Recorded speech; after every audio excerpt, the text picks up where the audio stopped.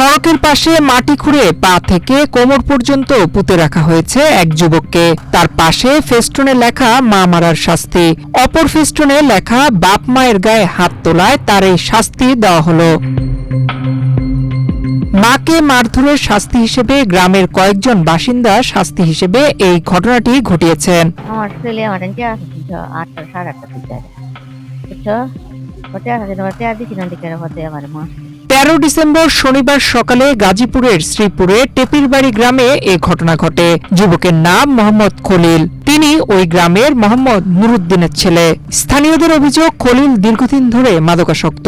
মায়ের অনুমতি নিয়ে তাকে শাস্তি দেওয়া হয় বলে দাবি তাদের।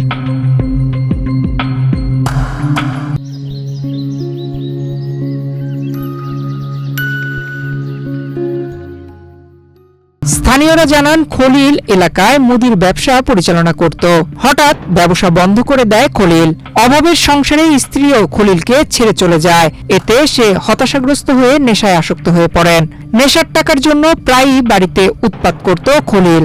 শনিবার সকালে মায়ের কাছে 2000 টাকা দাবি করেন। এ সময় মা খাদিজা বেগম তা দিতে অস্বীকার করলে ক্ষিপ্ত হয়ে মাকে উদ্দেশ্য করে ইট ছুঁড়ে মারেন। পরে এটা শুনে সাথে সাথে আইসে আয় দিয়ে ঠিকই মারছে মারার পরে খলিল এই জায়গা বাইন্দা রাখছে।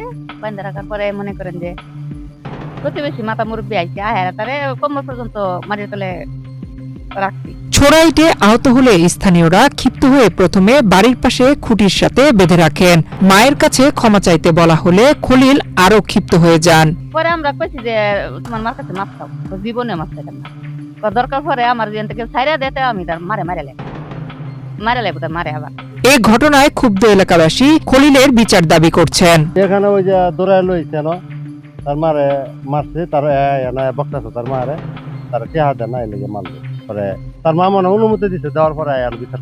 নিজের অপরাধের কথা অস্বীকার করে তিনি জানান, ব্যবসা করার জন্য টাকা চেয়েছিলেন তিনি, না দেওয়ায় মারধর করেছেন খলিল।